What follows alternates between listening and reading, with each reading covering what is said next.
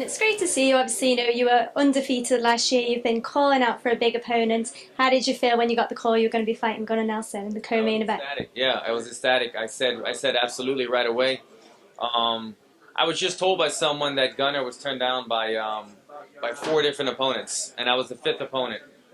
And if they know me and they know what I've been asking for, they should have asked me right away. I should have been the first person in line.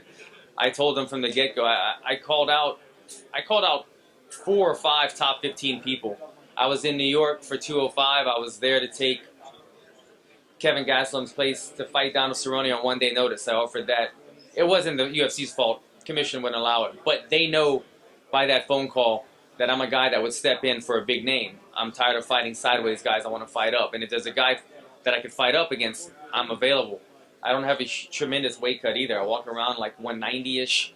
I fight at 170. That's always keeps me in within reason to make weight within a couple of days. So Gunnar was a fight that not him specifically, but Gunnar was a fight that I wanted. I was saying, look, I'm being reasonable. I'm not asking to fight Tyron Woodley.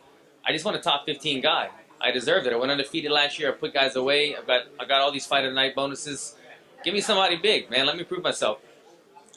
Months went by, and the UFC wasn't giving me a fight. So I took initiative. I got on Twitter, started calling out guys. Nothing was happening, and then finally I got the call. They offered me Gunnar, and like I said, I don't like to travel too much. Maybe once a year. If they had offered me London on a prelim against somebody that wasn't a name, I probably would have turned it down. But Gunnar, number 9, co-main event. Let's do it. And he's a sub. That was a fight. I know you've been quite vocal about not being a big fan of the way he goes about things, his trash talk. The flip side to that is he put a lot of shine on that fight. There were a lot of eyeballs on that fight. Yeah. You picked up that win. Have you noticed a real sort of lift in terms of interest, in terms of what you're doing, and the amount of attention that you're now getting leading into this one? It's been different, and it's kind of taken me a minute to realize that it's been better for my career and been beneficial. It just took me a minute because, man, at heart, I will always be a guy that grew up watching Rocky come back in fights, a guy that idolized Van Damme and Bloodsport. Like, that's kind of what's in my heart, and that's kind of how it shaped me as a fighter. You could have people teach you martial arts, and you'll take a percentage of their style. But then you also have what's in your DNA, what's in your heart, and then kind of what you grew up as. And I think a combination of all those made me that guy that was getting in wars, getting knocked down, getting back up, and finishing guys.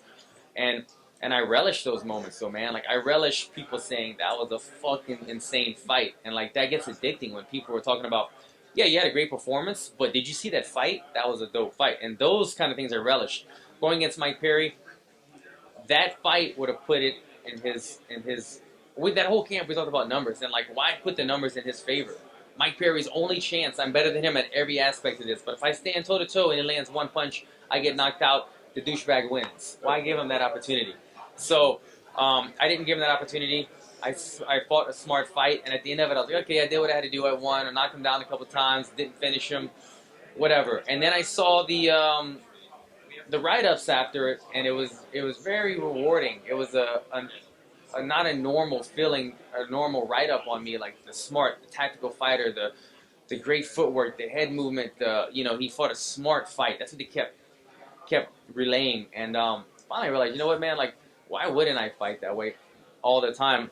I do a lot of fight analysis stuff, like with I do a podcast in the States with Karen Bryant, and we break down the fights every weekend. And what I've learned is, if I'm breaking down fights and I'm saying this is exactly how this guy should fight this guy, and this is what I would do if I was in his position, why wouldn't I do that on myself? And that's what I've been doing now. I break down fights and I say, how would I beat myself, or how would this guy beat me?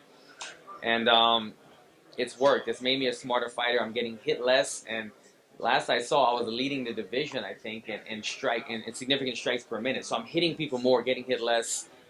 That's the kind of numbers that I need.